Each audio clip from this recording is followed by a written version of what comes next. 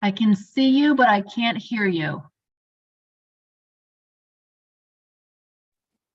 That I didn't have the volume on. Okay, sorry about that. That's okay.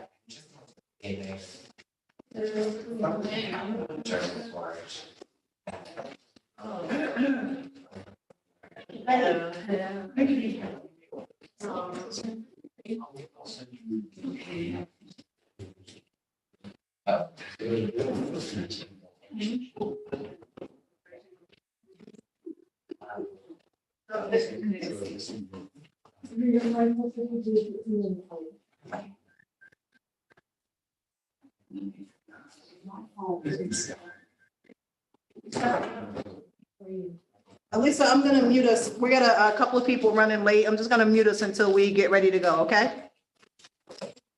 Sounds good.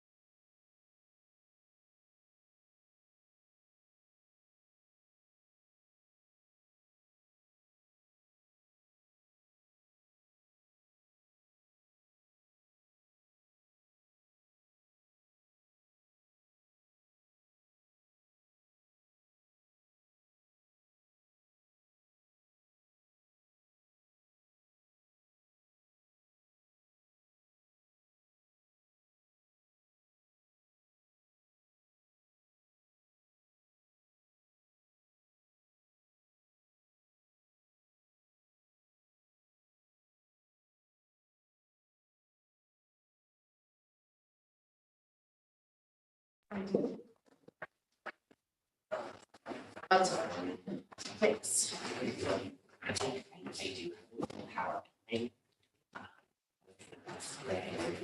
Letting me know ahead of time is the best way. What's that mean? Well, I have this one, so I do have it. Yeah. Hey, Elisa? Elisa, you're there? Yes, what'd you say, Andrea? So Daniel's gonna join, and he's here in person, but he's also gonna join in on Zoom. I gave him the link so that he could screen share. Could you make him a co-host when he comes in? Absolutely. Okay. Thank you. I think that was his name, you did that? Thank you. Well.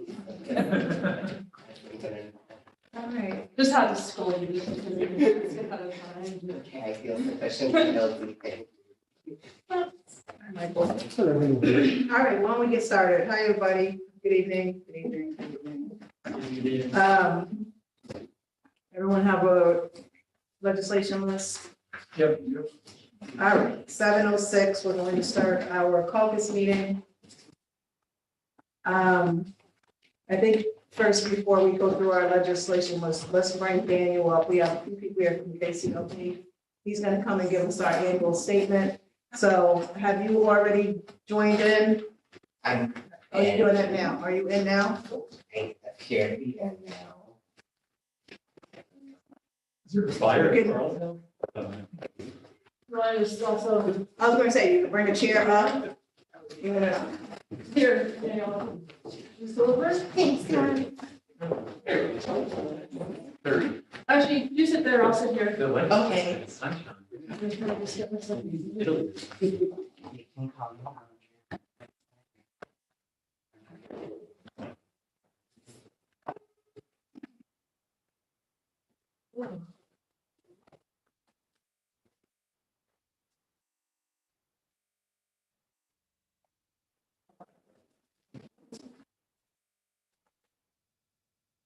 Ready when you are. Sorry.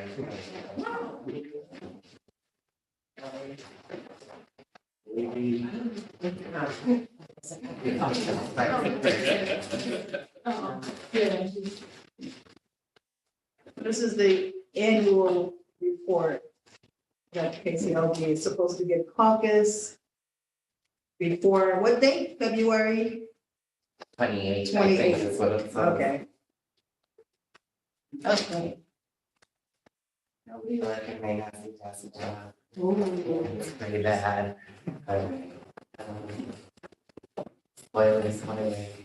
Okay, hi everyone, my name is Daniel Cantor, I'm the chairman of the board of the Kingston City Land Bank, fifth year going strong. So we are supposed to give you an annual report, about our current and last year's activities, so that's sort of the purpose of this. Happy to answer questions, but also happy to present. So, some of this information will be familiar to some of you, but I just wanted to go over it real fast. The Kingston City Land Bank was established by resolution of the Common Council. Some of you were there, some of you were not. And authorized by Empire State Development as one of 27 now land banks. I think there were 25 at the time, currently operating in New York City. Basically, a land bank is a not-for-profit corporation created to help communities efficiently facilitate the return of vacant and abandoned and tax foreclosed properties to the tax rolls and back into productive use. So that might sound simple, but various places have tried this various different ways in the past, including Kingston. So prior to the land bank, properties were sold either by auction, and then there was a period that the city was sort of conducting the sales process through a local real estate firm. And both systems left something to be desired. So the auction system led to a lot of speculators, absentee, irresponsible landlords, flippers sometimes, but pretty much no result led to affordable home ownership or in general affordable housing. And when it was done by the legislature, it was very clunky. It took years for properties to even be listed because it had to be done by this private firm. The process seemed to basically go from finance to the full council. There wasn't really any framework around how proposals would be written, and there really wasn't any enforcement or follow-up after properties were disposed of. So, so then comes the KCLB to try to do that work, but but better. So land banks have to really adapt to where they are. So different land banks take very, very different forms. So in Kingston, one of our board's first activities was creating a mission statement, which is we believe everyone has the right to a safe, affordable, and high-quality place to live. The mission of the Kingston City Land Bank is to foster an equitable community where vacant or distressed properties are transformed into community assets that improve the quality of life for Kingston residents, stabilize and enhance neighborhoods, and create new pathways for social and economic development. Small mouthful, but every word is important. So by disposing of properties in accordance with our own disposition policy, which is available for review on our website, and our 4 pathways get to of redevelopment, we really think and believe and have seen that we can achieve results beyond what a municipality or the city has the resources or oversight to accomplish all by themselves. Generally, not a rule, but generally land banks are formed with an intergovernmental agreement in place between the legislature and the land bank for how properties are going to be transferred around. It's very, very common for them to have shared staff with either the city or the county that they're working in. Very, very common for office space to be given to the land bank to do their work, and very common for financial support to come from the municipality to the land bank to cover their operating costs and so on. So all of those are very typical. None of those exist in Kingston. We are fully self-staffed. We pay our staff out of our own grants and donations.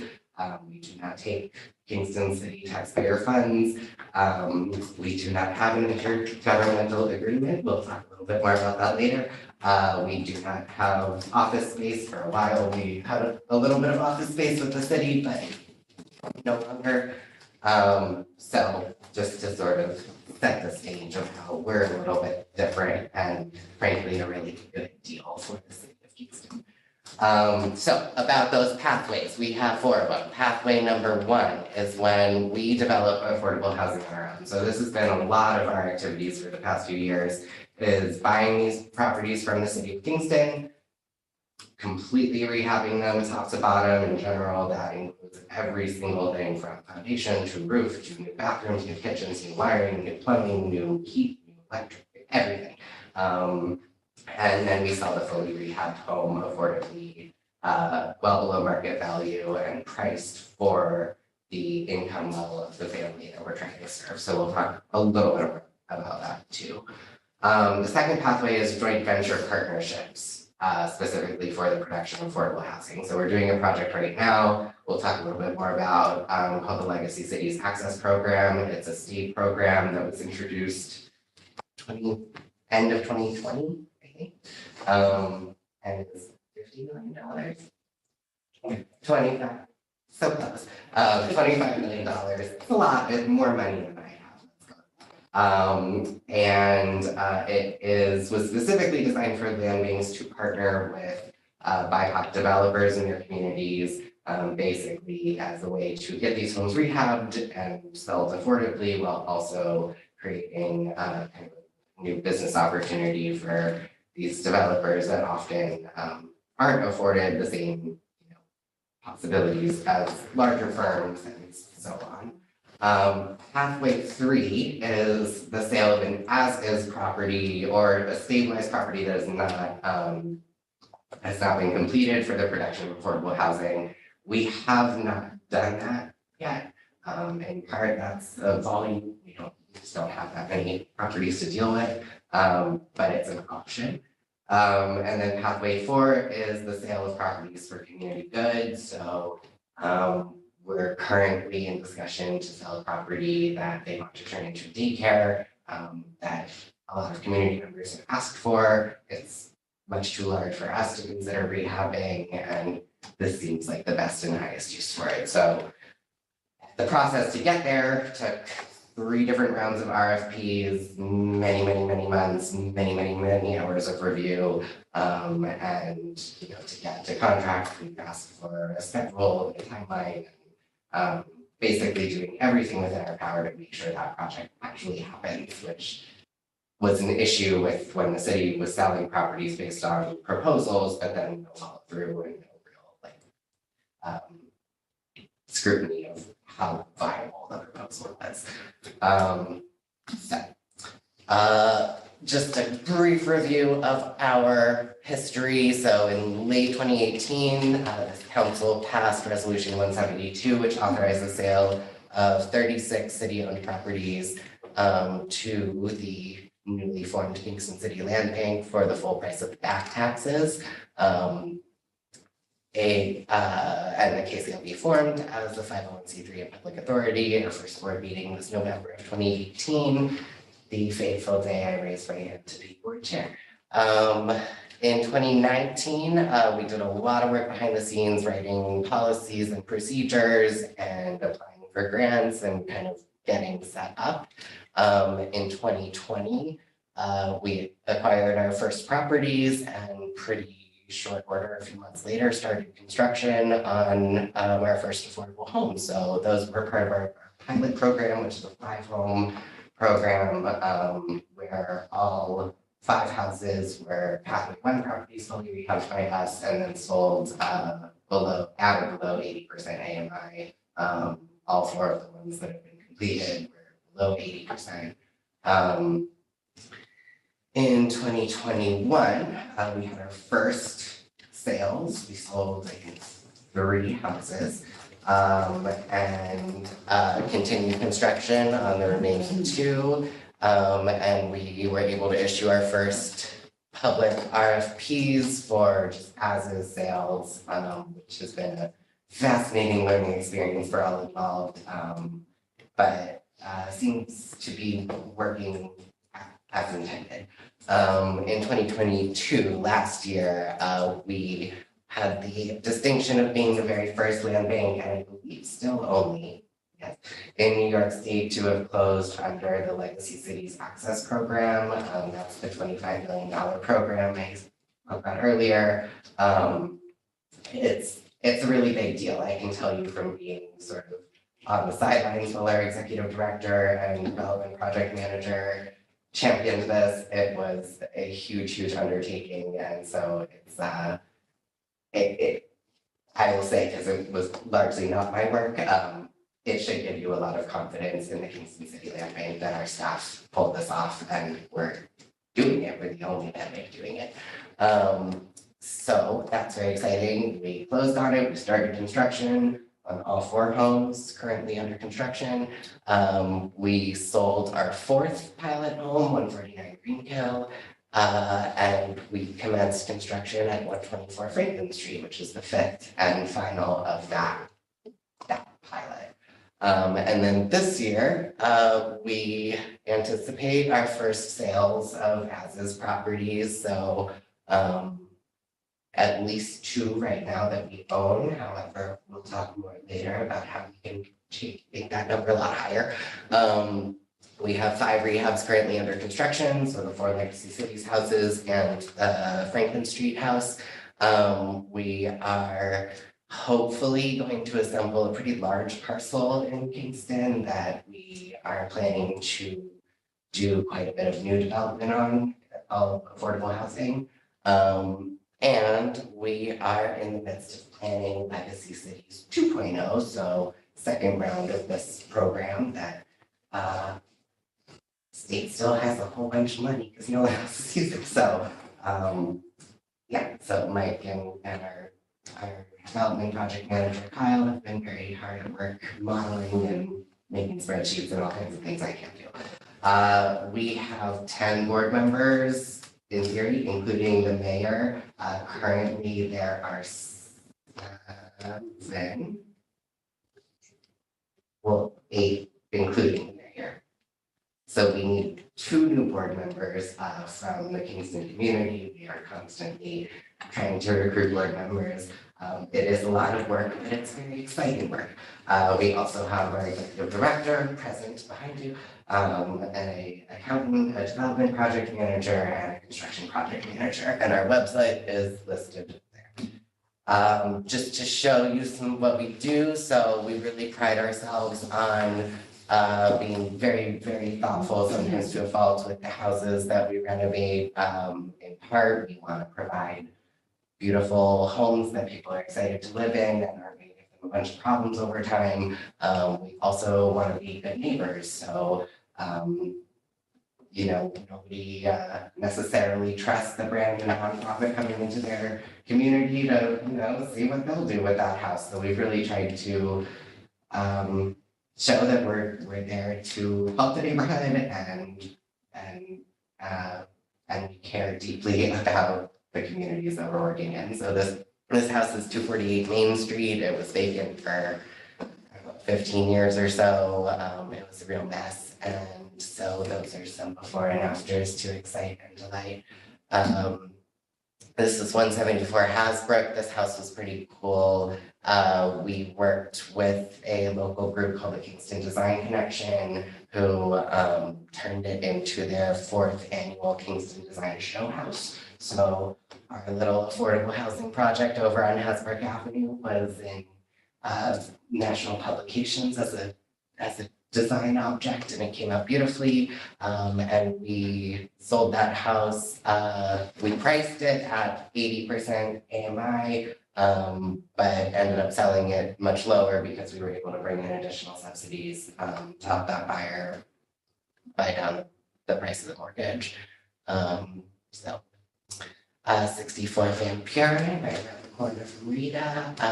This house we sold at 60% of the area median income, just a couple before and afters. This house had had a major house fire in the past, and we ended up selling it to people who actually lived on the street already as renters, and that was very exciting.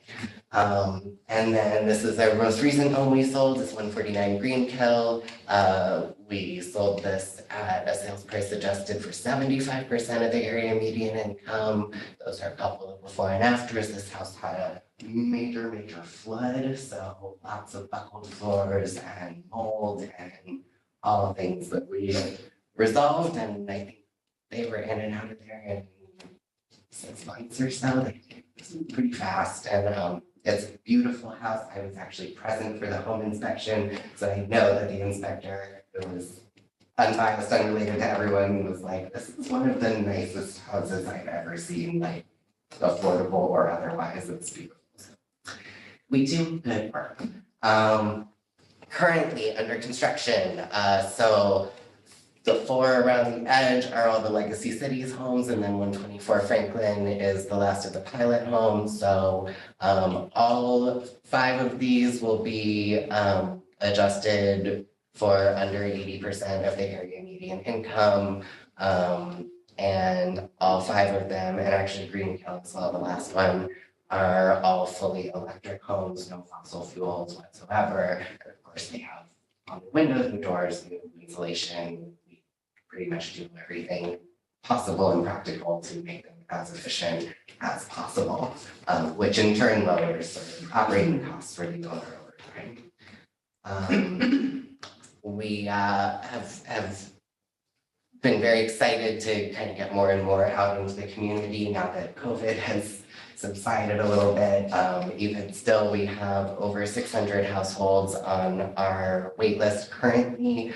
The vast majority of those are Kingston residents, followed by folks in the county or folks that have been displaced by rising costs in Kingston. So keeping it as local as we sort of have the power to. Just because we get asked a lot, so I wanted to lay out how it actually works to buy a house through us. It's a little different than just your regular sale. So during construction is when we have to start the marketing period. The reason for that is essentially because it'll take 4 to 6 months for somebody to get a mortgage, and we don't want a house during the housing crisis finished and sitting vacant for 6 months. So the bummer part of that is that we can't show completed photos of the house. At least now we have photos of past projects, so you can sort of see how we do things, but people are a little bit taking the leap on us, but they do it anyway. So during construction, we partner with a HUD certified housing counselor. Currently, we're working with Patstone. We did with them on Greenhill as well. They've been really, really great to work with. and conduct targeted marketing activities. So that includes outreach to local organizations and community groups, posts all over social media, ads on the radio, ads in the newspaper, information sessions, press releases, banners, and so on. So normally, well, so the first houses we sold were 30-day marketing periods. Currently, we're doing a 60-day marketing period. And those marketing activities also are part of a fair housing marketing plan that we draft and the state approves and then we follow. Eligible applicants may qualify for and receive additional state subsidy to further bite down the price. So we've utilized home funds, DPAL and NRP in the past to bring the sales prices down lower and be able to serve families that are lower than what we're selling. We're selling a home at 70%, but that doesn't mean the family will necessarily have to earn 70%. Could be 60 if we can get additional subsidy brought in. So from there, that list of 600 plus gets sort of whittled down to the people who are truly eligible. Eligibility is based on income and family size. So we assume one person per bedroom. So it's a 3-bedroom house. You have to have a minimum of 3 people in your family. It doesn't have to be, mom, dad, and child. It can be any assemblage of people. Then they're chosen through a lottery, which sounds bad, but really is to keep everything super fair and anonymous and remove any sense of us sort of choosing by any kind of subjective means. They are qualified, they're eligible, and luck of the draw at the end of the day. Once the certificate of occupancy is issued, typically right before the closing takes place and the family moves in, they agree as part of this to a 30-year affordability covenant. So that is enforced through an enforcement mortgage. And they also agree to own or occupy as a primary residence during that 30 years. That doesn't mean they can't sell their home, but it does mean that they have to sell it affordably if they do. And they can't buy it and then use it as an income property to rent. Our purchasers, based on their reporting, that their housing expenses have decreased by about half, which is huge. That includes insurance, utilities, taxes, everything. Not to mention that they own the thing and can stay as long as they want. And it's an asset that is building value and generational wealth. And of course, the property is returned to the tax rolls rather than sitting and falling apart, which lowers everyone else's tax burden because there's someone else taking a small piece that high, and no longer is contributing to neighborhood blight. These properties, there's a lot of hidden costs involved in vacant properties, so increased need for police and fire. People break in, they squat, they light fires, they do all kinds of things. DPW has to mow the lawn or shovel sidewalks or all of this stuff. So having those things off the city's plate as just drains is really valuable. So that's sort of where we're at. So currently we have our marketing period has been open for a couple weeks on these first two homes. So those are 237 East Union and 63 German. They're both 3-bed. Sorry, I'm about to speak.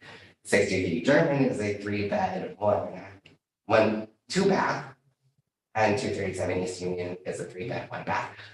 They're gonna be great houses, and they are priced for 80% AMI. Like I said, additional subsidies come in, so the actual purchase price could end up being quite a bit lower than what we're advertising.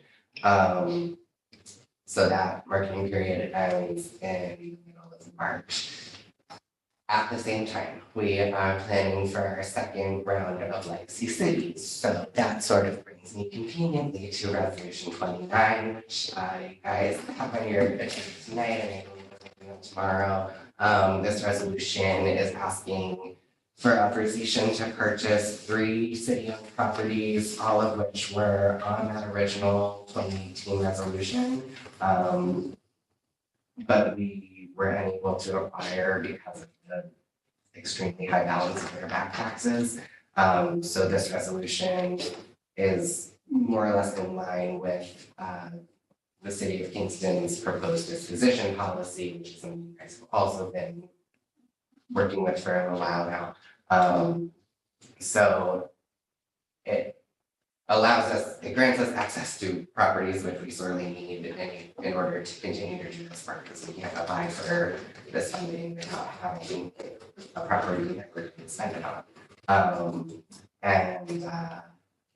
We'll get 3 more houses back on the tax rolls and rehab pencil as affordable housing. So that then sort of leads to the city of Kingston's disposition policy. So the mayor and John Toohey did a lot of work to craft a resolution that you guys have been considering. We obviously had some input, but are excited and encouraged that we've received some feedback from the finance committee that we'll be reviewing. But I bring it up essentially because this is something that's typically set up before the land bank board would even, we're in year 5. So it's really time for us to get something written down and formalized. So we are here, we are open to discussion, we want to talk to you, please talk to us. So we hope that getting some version of a disposition policy in place will just make this process more efficient and faster for taxpayers.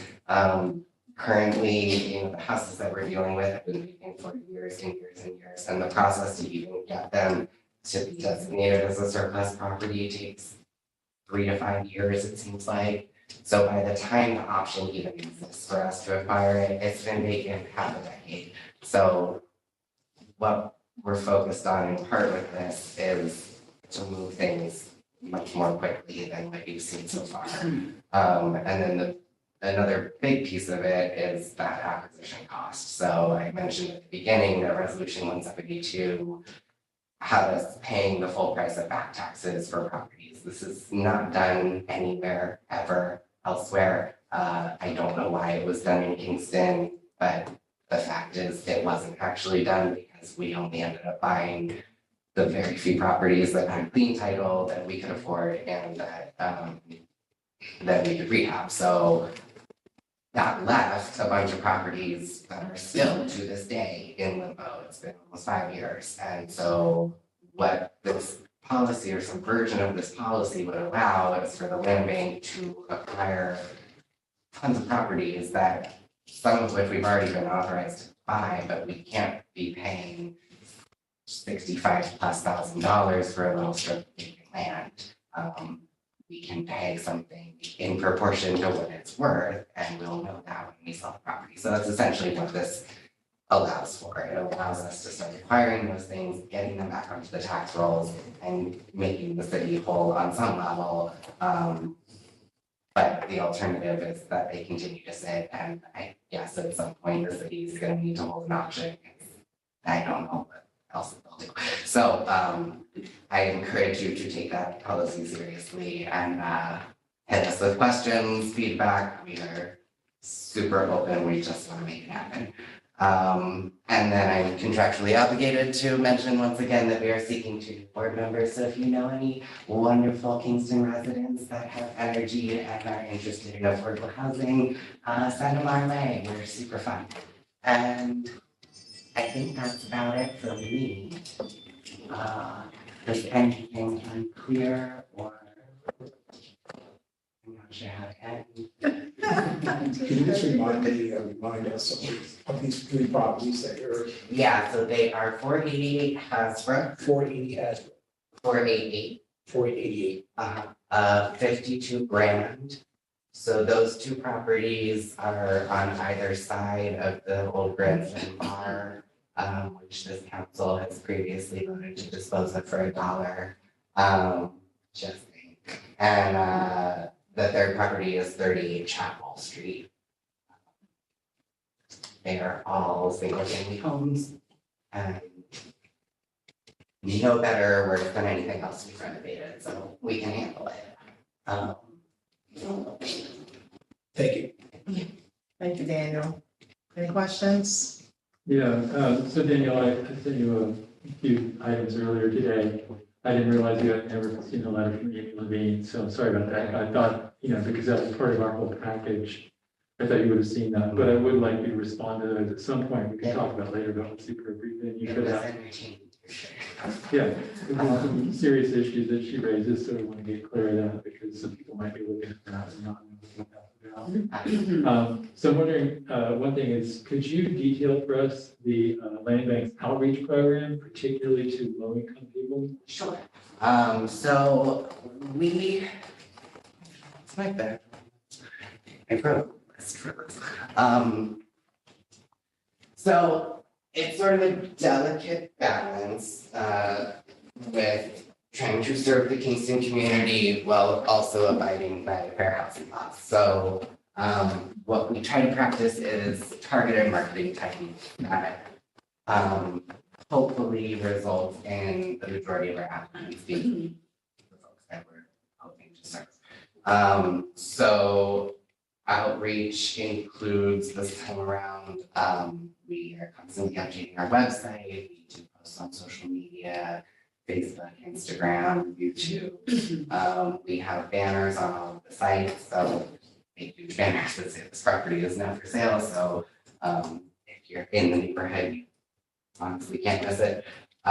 We send out, when people apply through our website or really interact with our website at all, they go on our mailing list. So we send out newsletters frequently throughout the campaign. We do outreach to the local radio stations, both English and Spanish. We've printed hundreds of flyers that are being distributed to community groups, everything from houses of worship to unions to business alliances to daycare centers. And when did you start doing that? When did we start? They were distributed at our last board meeting, so the first ones would have gone out last week. And we'll continue. These are, I'm sorry, you're distributing what? Fly. Flyers? I actually have one in my bag, but we have radio interviews set up.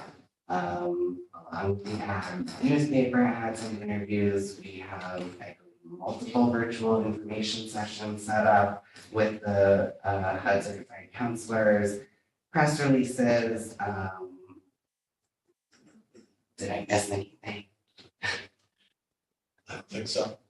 It's pretty robust. I mean, we have also asked all of our electeds what the best way they can it would be to reach their constituents. So we are looking to you for feedback and assistance.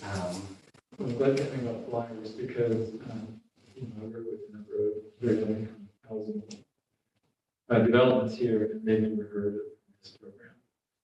So I'm concerned, really, low-income people are not actually hearing about it. A lot of the things you mentioned are, electronic media, and there's certain assumptions about how many audiences are there. So I'm glad to hear that you're doing flyers, but I hope that's going to be a very robust distribution.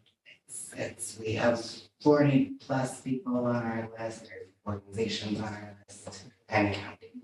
Great. Certainly, if you have any additions, please let us know. If I may make a suggestion, I know the county public transportation buses have advertising available inside, and they typically do work with them because that would be, That's a great idea. I just stopped sharing my screen. So the flyers that are distributed, they have all of course, land banks information, but also have details on how you can qualify for these Yeah. houses? Yeah, so.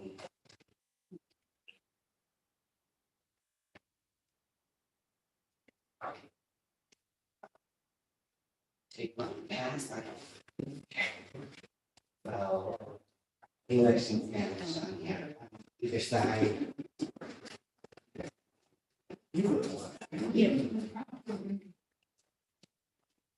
My friend lives next to 63. Oh, Very. Marie, Maria, No, Mary. Mary. So this is what's going on. Yeah, so those are being spread far and wide. The bus thing is really smart.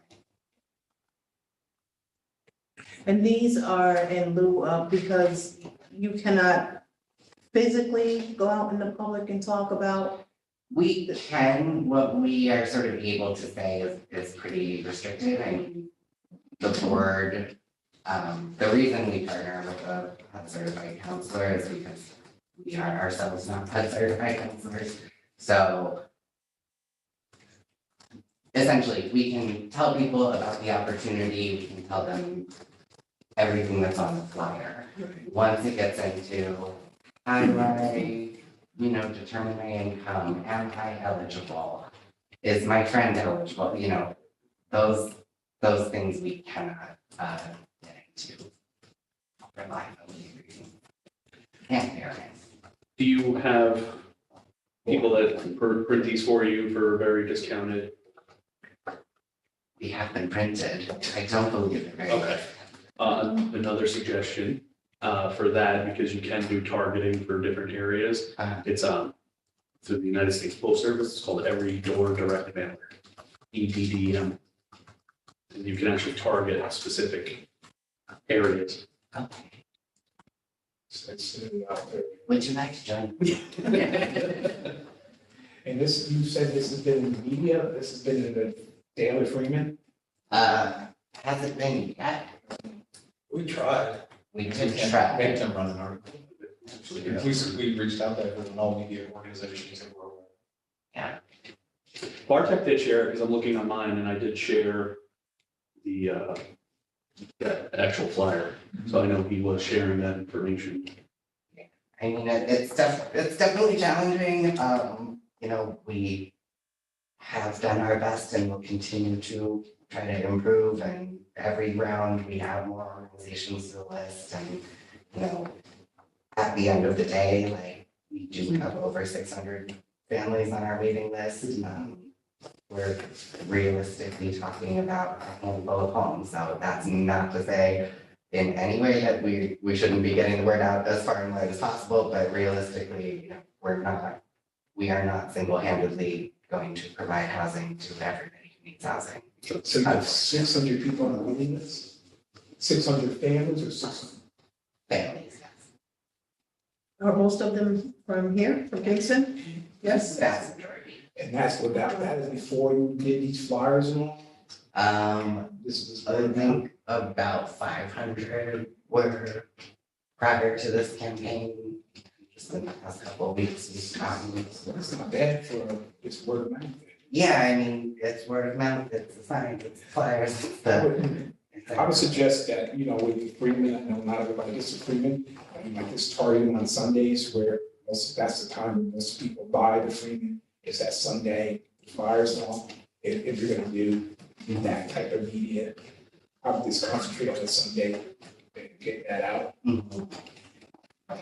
And maybe have some of your flyers located centrally in some of the organizations here in the city of Kingston, Yeah, churches. That's what we're doing. Library, yeah. Yeah, that's exactly what we're doing. Kansas Housing Authority. So, Some of the complexes. that's there. fair. They don't have a status, keeps the house authority where he has a status. I don't know if they do yet, I but think it's headed for a while. We haven't sent a good staff. yeah, we've talked to them, we have them on our list as somebody is assigned to go there. We did figure out the money board is going where. So there's a procedural question, I guess. So when people, when families fill out their application, I had someone, she filled out the application, but then a lot of the things came to her through email, but then she had to actually take the package to Poughkeepsie. Is that where Pathways is? What's over there that they have to drop it off over there? Could have been River. We had a partnership with another organization sometime back that was based in Poughkeepsie. Yeah, that's That could have been what happened. So are they able to do everything electronically then? Should be, but in this day and age, sometimes people aren't comfortable scanning documents, like pay Right, stubs. but I mean, if they're able, that's, you will accept. Of course. Okay. Of course, we're not the certified counselors, so I may be speaking in terms of what HUD requires people to do to document tax returns and pay stubs. I'm not sure. Okay.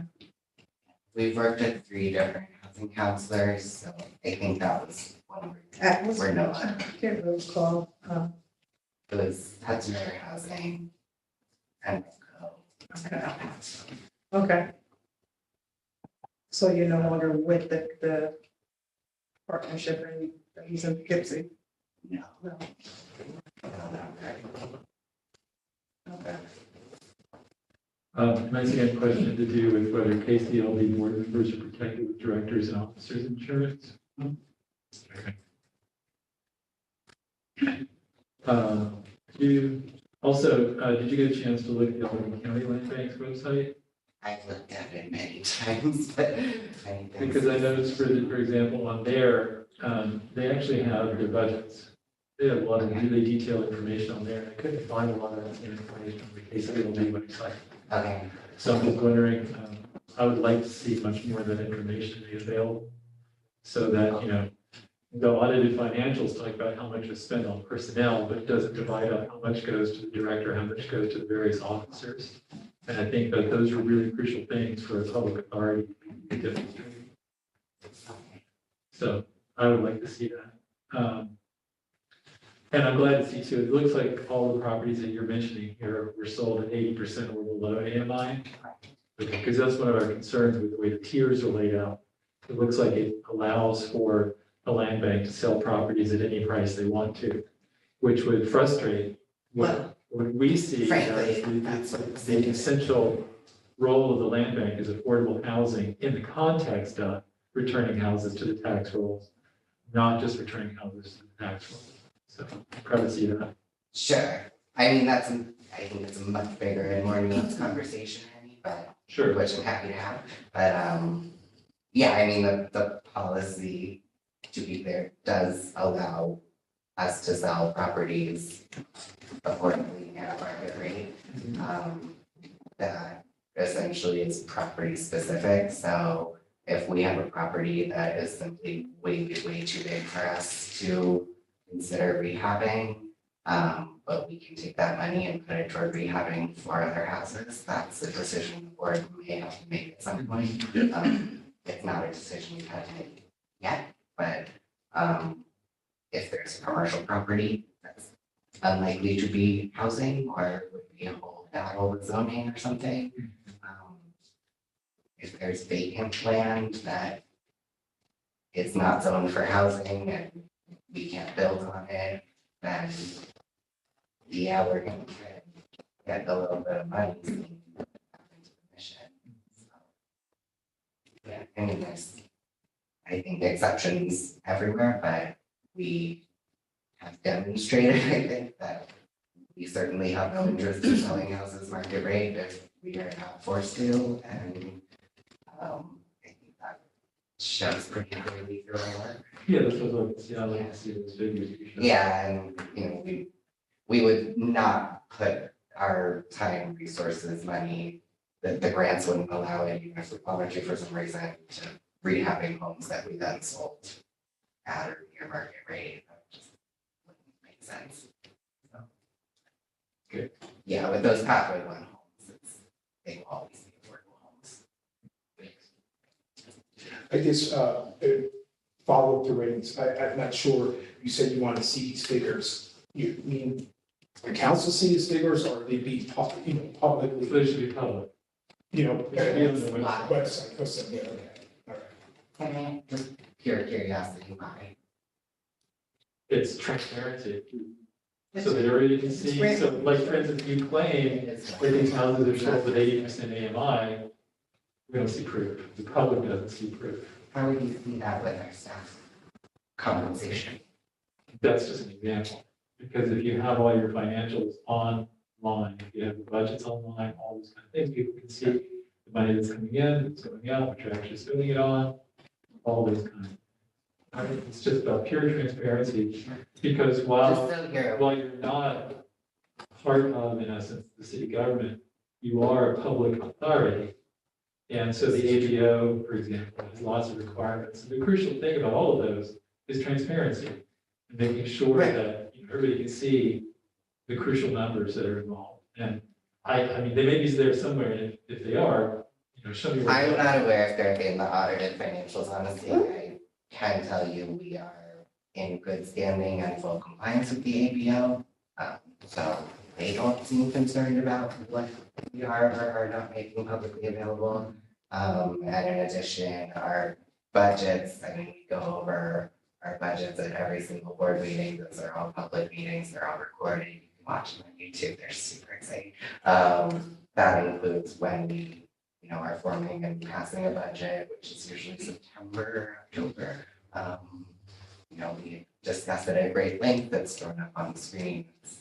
That's different. That's all fine. I understand it's That's different not than what easy you're to find. asking. I'm just If saying, it's on your website and somebody wants to find out, they can go there really quickly. sure, It could take hours and days, to find sure, something like that on those things. My right. concern is It the just- transparency. Yeah, and it also helps us with, why are you selling a home for $1? And then we can say, but then we can show, be like, listen, here's the process, and like, you go to the site, and look, you can see exactly what was what there, again, going back to full transparency. Because inevitably, we will all get the, why did you sell this house to them for $1? And, then the follow-up, well, we did it because we're offering low income, but then, they always want to see the numbers. Right, I'm just trying to figure out what specifically will satisfy this question, because it seems like part of the question is how much are Like people. your actual budget. No, that was an example. But how The actual is it? budget, not the financials, not the audited financials, the actual budget. Okay, I mean, we can have this conversation. I'm not sure I understand how that relates to proving that the houses are in fact affordable. We want people to be able to see where the money's coming from and where it's going to. Okay. But I don't want to belabor the point, I just don't think that actually addresses It might be a better your. conversation. Right, that's, Obviously, you're we'll talk not about getting it. the answer that you want tonight. No, I'm not, So that makes sense to keep going back and I'm forth not with getting the this. answer I need in order to provide you. It's one last question. Yeah, These, you have a website where all these properties are out where people can see, okay. Yeah. All right. yeah, All right, thank you. So I have a question, and I don't know how it relates to, Ms. Barber, did you go first, because you? I am. I was waiting for the pause. Gotta be quick, bro. I don't know how it relates, but, I know one of the disqualifying factors in the disposition policy, if back taxes are owed, to the city, or if there's any fines or anything like that, that's owed to the city of Kingston. Did I read that wrong? By the applying. By the applicant, yeah, by anyone that is a, so say, I know there's a thing of, like, if it was your property that went into foreclosure and was seized, you are not allowed. No, right, so now, Right. how does that work with, or is it counterproductive, because didn't we just pass a resolution saying that homeowners will be able to pay their delinquent taxes within a 3-year period or something like that? Oh, well, that's, Is that separate, so that'd be Yeah. a separate, this is after it's been foreclosed and the city owns. It sounds, that's what, No. okay. If I could just weigh in on that, just for clarity, because these guys weren't part of this council change that I think, I don't have any code in front of me, but I believe that limitation on sale back to the person who was the immediate prior buyers issued by state law and our administrative code. But what the council has done is try to avoid this situation altogether by removing barriers to entering into the installment repayment plan, so that we have fewer individuals who are, or fewer families that are losing. Yeah, please. excellent work, everyone. Yeah, I mean, that's great. And you're right, I'm pretty sure it's in the New York State Landing Act that if you were the previous deed holder, you're disqualified. I don't, in terms of like other fees or like a parking meters, I don't think that. No, no, I would hope not. I would hope not, Pretty sure. because then I won't Pretty sure qualify. you know that. And if I were in that position, then I wouldn't qualify either then. So I have one quick question. It's gonna be kind of difficult to explain. I'm looking at 169 Hurley Avenue No. on your site right now, and it says current assessed value 152,000. Ah. So you rehab it. Ah. Like, when is there a reassessment based on like the new value? Very fair question. So it is typical and what we've done to have an agreement with the local assessor that essentially, because the property is no longer a market rate property, because it has enforcement mechanisms on it to keep it affordable, you can't just assess it as a market rate home. So those assessments remain much lower than if it were just a market rate house. Thus far, that has been effective. That's the question I asked since day one, getting on the council, so. It's a Yeah. I'm sorry. But I don't know, because all I have is a tax question that might be a little bit more nuanced for tonight's conversation. So I'm glad that these other tax questions are coming up first. And mine is about whether or not the land bank has procedures in place to deal with property, to revise the property tax bills after the time that the land bank takes title to the property. And, I don't want this to be a gotcha discussion, so maybe we can No, do a little bit more of it online, if you don't have that available now. So because we're tax exempt, we don't pay property taxes while we own. Right. So my understanding, and maybe it's good to also loop Dan Baker in to this conversation as we all talk about further refinements to the disposition policy.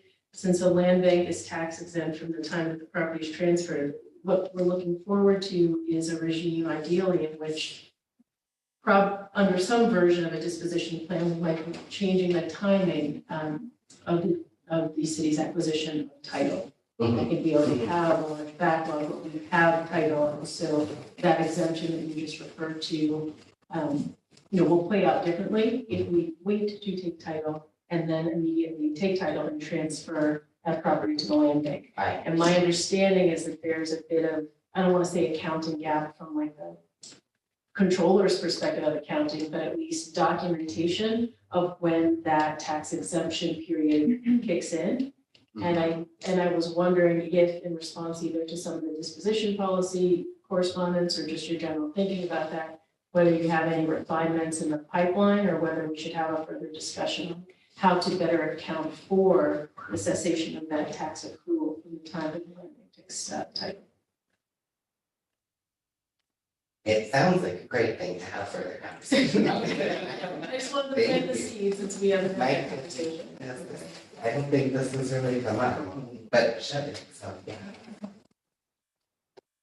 All right, any other questions for Daniel? No once, twice, third, no. Well, thank you very much, Daniel, for Thank you, thank you for your time. I Thank you really for your time appreciate and Thanks for your time. patience with all of our questions. No, I appreciate it. We're going to talk to you. Thank you for everything. Thank you, Betty. We'll leave you alone. Do you want us to stick around? No, there's, I mean, you can if you want to, but I there's, know. Please be dismissed. he's just afraid of me now. I scolded him. I gotta recover. Thank you, good night. Good night. And how can we just reach out to you guys to get more? Yes, of course. Yeah, Please. Call, text, email. yeah, that's great. Are they here at City Hall too? They are in Bartek's mailbox unless the board is taking them all and then we'll get one. So. Yeah. What is the number actually? There What is the number I can we reach? go. Do you want some? 845. Do we have any in the clerk's office? 514, yeah, 49. One of the table 490. outside the clerk's Or the office. table outside the That's clerk's you? office? All right. Table outside the clerk's office. Sure. It seems like City Hall, I mean, I don't need to hijack, it seems like leaving these around City Hall where a lot of members of the public are coming in for other purposes would be great. Yeah, I think As that long as it's table okay, outside yeah, the we clerk's Save us all Yes, the yes, there's always seriously. people there. Thank you. Yeah, it is, you know, you There- advertise that it is at City Hall, so they know it's one I think we location. make it mandatory, so they can't leave the building without. The copy, how to go. We're easy to reach, so if you want a big sacrifice. Thank you. Good night. Thanks, guys. Okay, well, that, let's move to our legislation list. Okay, legislation list, February 2023. Is this one, this first one? Resolution number 24, amended the zoning ordinance to rezone 25 Dedrick Street from C3, yeah, that was Walton. Everybody know what that's about? That's the center. Center for Photography, yeah, That's gonna be back on that dead end street. yeah, I was trying to figure out where it's gonna be located. Must It be used to be the plumbing supply company back there. Oh, that's not there anymore? Correct. All right, at the, okay, I know you're going down on the, you're going in on the left-hand side? Oh, okay, yeah, did not know. okay. Resolution 25, I think this kind of out of finance, it's just a transfer 24/5 in the arts and cultural affairs, and there's no impact, right? No financial impact. Correct.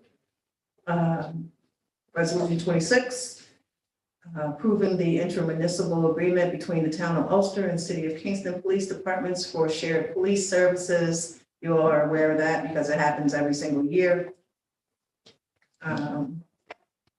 Resolution number 27, adopting the New York State Climate Smart Communities Pledge, Element 9, and commit to partnering with Cornell Cooperative Extension, Ulster, to develop education for this pledge element. Any questions on that? I have a question, I just would like to know. Explain what that is. Well, no, I have a constituent who used to live in California, and they have a program out there that's where they organize community members to respond to crises, environmental crises, natural disasters and things. Mhm. It's called the CERT program, CERT. I put them in touch with Julie Noble, and they're actually meeting to look into that as part of this. So Oh, nice. it's kind of exciting to know. So this came out of laws and rules? This is us pledging this to support this resolution. Yeah. Resolution 28, finance, just transfer of 984 in the building safety department, cover the expense of a desktop computer. Resolution number 29, authorizing transfer of surplus properties to the Kingston City Land Bank. That's what Daniel was talking to us about tonight. Yeah, so those are the three properties. And we discussed, in essence, we're passing this with the basic tier system that's in the proposed disposition policy. So we may change that actual policy later, but for convenience sake, we're passing it basically, under that auspices. Okay, all right. So changes can be made even though we approve this. Yeah, we were concerned because that 80% annualized accretion number, a lot of our discussion centered on ensuring that the sales would actually go to lower income purchasers, so 80% or below AMI. And we talked about, what our options were if the land bank sold each of the properties for $1 million, way above what we expect. So we did have some discussion about, there's nothing specific in the legislation itself, but we would have the ability to turn down properties later as a form of trying to get their attention. Resolution number 30, transfer approving a 2023 transfer of in the housing initiatives department in the amount of $245,000, $621.50 for rollover grants funds to be used to reimburse 2023 expenses. Ready? Yeah, that's zero financial impact. 31, also out of finance, approving a 2022 transfer 40602 in the housing initiatives department to reconcile the budget. assuming no financial impact on that. And 32, adopting the updated procurement policy as amended. That, That came out of finance too. I have some concerns about it and I actually wanted to make a motion to send it back to committee. can you tell us what? Just some of the changes, in the professional services area, there was updates, so. There's a question of actually who would have the knowledge through that process of engaging in procurement or engaging in RFQs and that sort of thing. So Okay. just to make sure that that's clear with all the different department heads. So we're gonna send this back to committee. Okay. If that's okay with you. Everybody okay with that? I mean, just to get clarification, why not, right? It's not going to. Who's just gonna make the motion? Sorry. Michelle? Okay, we can do that. So I move right along first. Okay. Have a second. Yeah, somebody will sign it. Okay. Okay, and then there's just a second reading of the local law 1 of 2023 and local law 2 of 2023. And remind us what those are. Are those the, no, we'll just, What came out of?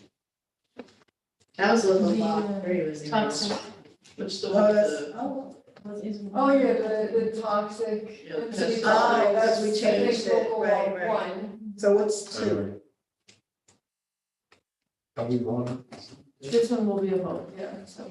to local? Looked it up, but I forgot. Toxic, yeah, because we sent it back because it Because was, of the it was, side- we were the missing city a sidewalks. page. Local law So. 2 is non-toxic pest management. Was 1. What's, 2 is the non-toxic, Yeah. 1 is what? Pulling it up now.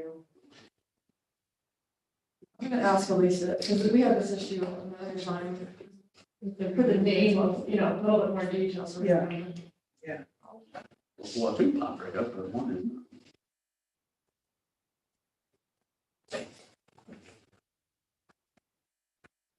Maybe she, no, Elisa? Yeah, no, the other local law was the redistricting maps. That was That was 3. 3. That was 3. we're looking for one. What was local law 1? I thought we passed that. Hold on one second. It was confusing. Because we sent local law 2 back. Right, can you see it on the website? Hold on one second. Three's local law. That was, yeah. And that's gonna come up for. No. No, that's great, we'll pass that.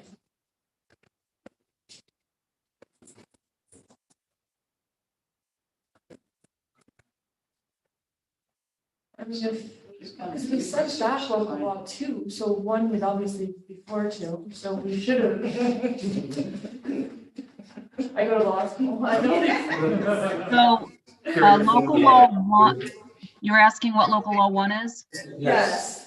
So it is Article 7 of the chapter of the City of Kingston to adopt 421-F property tax exemption for the creation of accessory dwelling unit. That's for the detached ADUs. Yeah. Will require 2 readings, right? Yeah, I probably would have done that already. Oh, Cause it's ADU. yeah, the Detached tax ADUs. exemption for the. So I have a question about local law 3, so it was passed and the mayor, as you said, Andrea, he signed it, but it's not been in the press, and so I'm getting a ton of questions. It hasn't been anywhere. Nothing You have is. to figure out the last few things. Nobody- I could, Is it because we didn't do a press, is the mayor's office didn't do a press release, or we didn't do a press release? I don't. I mean, we could talk about it if you guys want to do a press release. I mean, I could try and. William Kimball, if you're watching, Or I could just reach out. I can. Well, here's our new, Person tell us. this is a good segue. Oh, Good segue. Make it into a story. Tell us who you are. New City Hall reporter. The new Hi. city hall reporter. So never mind, Bill's not listening, so. So why don't we ask you? We're going to give you an assignment. Excuse me. we want you to make us look good. What's your name? Austin Jefferson. Allison, Austin. nice to meet you. Nice to meet you, Austin, and welcome. Welcome. So there's nothing about the issue. Yeah. Do you know what we're referring to? The Well- city just went through a big redistricting process to try to make sure that all This is- of our we schools typically are in line. Tax with the records, but current we state could, law. I have done a couple And of times. it's a big deal. Which changed all the districts. They assigned it, there wasn't anything in the press saying anything about it. So we're not. Yeah, it sounds like. So somebody might want to reach out to the mayor's office and see if he wants to make a press release. Andrea, you want to do it? Yeah, I'll give you, if you don't leave before I get my contact information, Austin, so that, do you want me to go through some updates or? Are we done with our list? We are, aren't we? The list. Yeah. Okay, so I sent out a few emails with a couple of these points, but I figured this might be better to do some just monthly updates for me at Caucus. I promise I will keep things short because I haven't eaten dinner yet, so definitely be short. That way you kind of know what's coming up, and instead of getting the emails, and not everybody checks emails at different times, I'll still continue to do emails, but it's just another way of better communication. So the first thing I sent out this email today, so a few of the returning members, I don't want to call it old. What? What? We did this, I mean, so when you're in the beginning of each year, you're assigned committee and you're assigned to be the liaison for commissions and boards. Most people have 2, some have 3.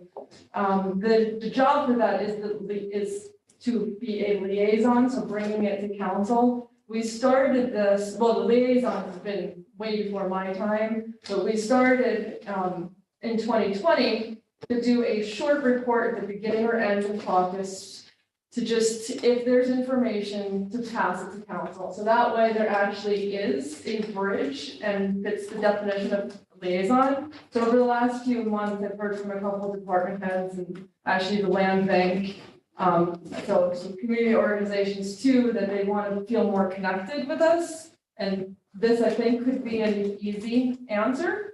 You go to the meetings, until what it will take is Rita and I have talked about this, and she's okay with doing this at caucus. Rita just open it up either the beginning and end, saying, are there any reports? So I think like your planning board, right? Yeah. So if you go and there's nothing really that you think is relevant, you could just say no report. Or if you can't go to the meeting and you maybe just, or like you are using this as an example, because I know for some reason what I assigned you. For DPW, you're the liaison, but they don't necessarily have meetings, and maybe just reach out to Ed and be like, hey, is there anything you want the council to know? And he could say no, so you could just say no report, or just wasn't able to do it. You reach out to the department head. If, you could go to the planning board, reach out to Sue. So just so that we have a little bit more connection and better communication between the departments. And also it makes it so you guys feel like you're being useful going to these meetings. Yeah, that we know what's going on with all of these, board meetings or commissions. Yeah, and not to like put you on the spot of, Barbara didn't go to her meetings this month, shame on you. But so you could just say no report and, do what you can, do the best you can. It's all we can ask for. So do you have any questions on this? We did this, like I said, in the beginning of 2020, and then something happens in March that year that kind of derailed our operations a little bit. Do you have a question? Me? Did you have your hand up? Oh, yeah, it did. Yeah. I find that sometimes if I can't get to it, I'll look at the tape, but sometimes I just know who the head, I'll Yeah. talk to Emily Flynn, or I know Tony Marmo, or the mayor is on the other one, Yeah. So that's kind of the short version sometimes, to kind of not have to be listening to a lot of tapes and not getting to the meat of it. Or not going to being in person in the meeting now, they're all recorded. And honestly, that's exactly what we want. Please don't, Don't make more work for yourself than it has to be. Yeah. And don't come back with the full minutes of the meetings, because we don't want to hear everybody go through that. So if there's anything that you think You is don't want to hear relevant. me read a long list of things. I don't. Or things that are gonna be potentially coming forward to the council that will have to deal with. Yeah. With that being said, Yes, We've been into a lot of planning board meetings. the rezoning, that's my next point. So you want me to talk about that Yeah. first? So that's the liaison roles. The citywide zoning, which is gonna be on our table real soon. So first of all, it's gonna kick off with the public hearing, which is on Monday at 6:30. It is a laws and rules public hearing, but it's a statutory public hearing, so we do need a quorum of the laws and rules committee. So if you can't be there, just looking at the numbers of laws and rules, if you can't be there, let Rita or myself know. So we could keep track that we're gonna have a quorum. I know it's, yeah, I know it's confusing because some public hearings you need to have a quorum and some you don't. Feel free, I don't mind if I get 9 phone calls asking me if it's a quorum needed or not.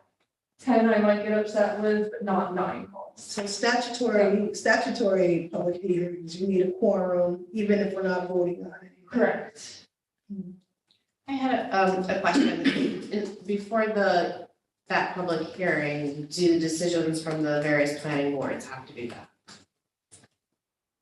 Do they have to be back? Yeah. No. Okay.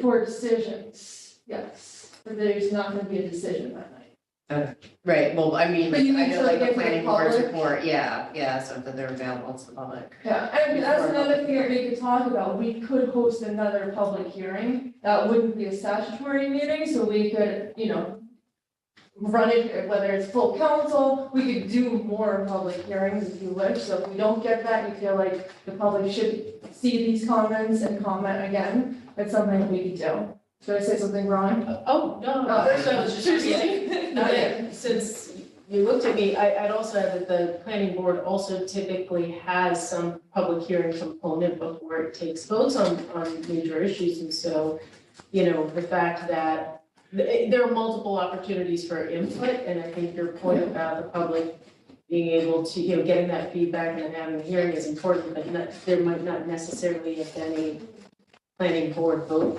before the council takes public input. Right, because I know that they've been having a lot of work sessions, I tried watching one, it's 3 hours long. So it's like, Really? No, but that's what it might think. So then, also with the zoning, what I am going to propose that we do, because this is a huge task, and Barbara and I have talked about it, and Bartek and Sue, about doing our own work sessions, instead of saying this, we're gonna take the whole thing, break it into pieces, so that we could talk about the smaller sections of it, especially the pieces that I think will have more discussion, and we might wanna have more people there to help us answer any questions. So I'll iron that out sometime this week and propose some dates for everybody. But that way, we're not here just trying to weed through everything at once, missing things, getting to caucus, and just taking our time really looking through it all. So, if you have any questions or any suggestions on that? The other thing that Sure.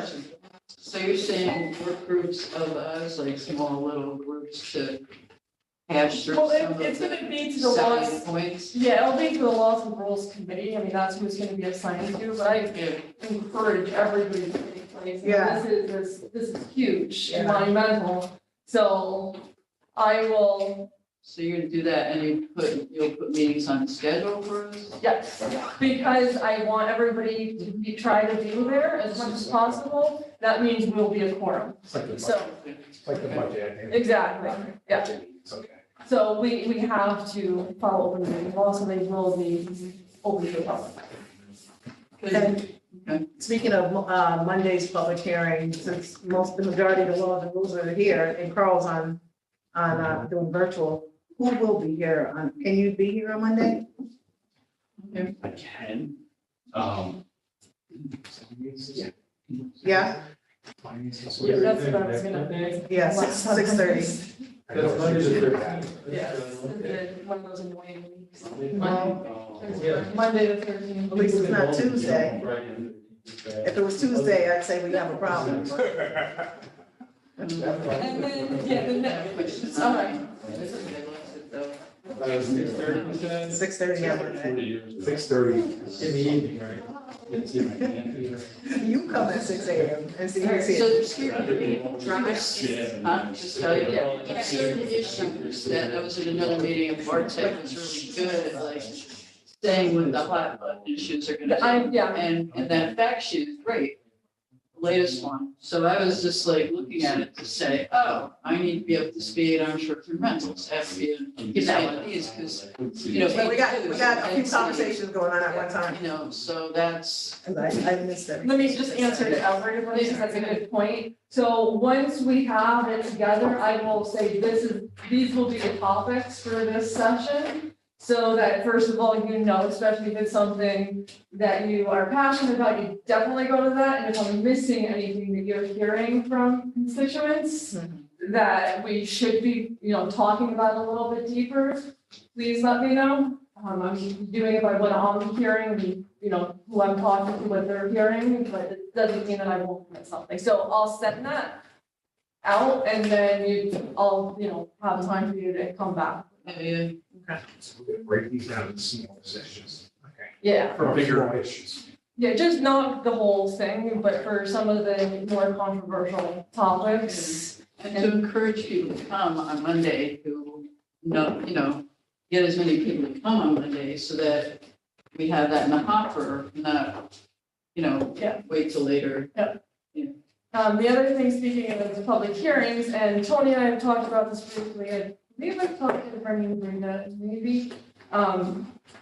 We were going to have a public hearing on the reduced speed limit, but then the budget, then the redistricting, and we just literally didn't have a date to do this. So what I would like to propose is, instead of our normal come to City Hall public hearing, and maybe to encompass more than just the reduced speed limit, is to have traffic safety public hearings, or public meetings maybe, and have them in 3 different spots. The city, like the library is the first place that I thought of, so we go out with the people, and maybe we tag team it, so we don't all have to be present at all of them, but we're still hearing it, so that's my thoughts. I'd love to, we don't have to talk about that tonight, That's a good idea. but I like yeah, that. I'd love to. Fabulous. I want to, I think we could do it right in the traffic circle in the middle of it. So Barbara's in charge of that one. No, Barbara's on vacation. Yeah, first thing you're gonna say, we'll just ride bikes through the city and ask people.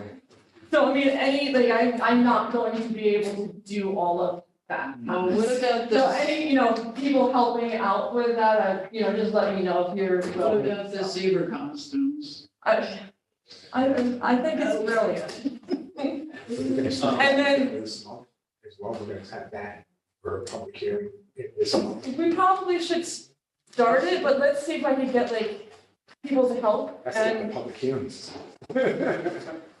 work number stuff. And then the rest of it is just really simple stuff. First of all, the finance and audit meeting is on Wednesday of this week. It's the second Wednesday, so I just wanted to give a heads up. It's a long week. And it's a long meeting, I'm sorry. There's a lot, it's a big fight. Bring snacks, bring water. Yeah, Wednesday is, yeah, it's. The long agenda, We have 16 items, plus the whole business. yeah, We don't have, everything will be fixed by then, so. yeah. And then, oh yeah, should I reach out to Dan or do you want to? I'll reach out. And then Dan Baker. I'll let you all know if that's gonna be on. I haven't heard anything from him. That's how you talk to me, that's probably gonna still need to. Okay, I will reach out to Dan and then let you know the answer. And then lastly, which is short, but I did email this, but I did tell you all that I would start doing this, is the recipient of the award for tomorrow is Tom Polk. And Hey. great. So that's my choice, Barbara, it'll be up to you to pick for next month, and if you can't find anybody that can't, just let me know soon, so I can tap the next person. So does the person have to live in the ward? So does Tom Polk, oh, so it be somebody in the city? I mean, yeah, just somebody who does something I didn't. for the city of. Somebody doing something for He us. does something for the city, he does a lot, yeah. Yeah. So, and just before we end, Laws and Rules Committee, It doesn't have to be. Okay. so we want to make sure that we have, our concerns and or, proposals to Julie for next Laws and Rules meeting. This was on the e-bikes. Yeah. And we told her that we would get back to her with, because we tabled it, remember? Yep. Right, Yeah, so so if you can just send, if you have any, any proposals or anything like that, just send it, maybe I can put it in a list or something, we'll have that ready for her, I'll send it to her prior to the Laws and Rules and, yes, sir. I was confused about something because she was saying we have to have this policy in place. Because otherwise, these bike rental companies can just move into the city. Yeah, And I'm thinking later, no, they can't. We have to give permission to set up on the street somewhere. We have to give them parking spaces. So I need to have and you would need a permit to do it, wouldn't you? Sure, that's the same. not a permit to do it per se, but you need a permit to take over the parking space. You need a permit. It's either be operated in the way that this is proposed. Presumably they would operate on standards that did not require a public space. Seems like they would buy a property. I mean, I don't want to throw out ideas. Well, I guess that's one of the things that we need to find out and be clear about, Yeah, that's. Yeah. So can I talk about the planning board hot topic stuff that we had the other day? I wasn't planning on starting it, but I don't see any harm in doing it. I mean, it'll be the Reader's Digest version. So the three, Reader's Digest has 3 pages. yeah, the three biggest issues that came aboard with the one planning meeting was that a lot of single-family home communities and areas were not thrilled for the fact that, like I bought my house in a single-family home neighborhood, not in an area where there can be 6, 12, 15 people living right next to me. So that was one, especially with parking, because there's no demand that there would be, like, you have to have parking on this.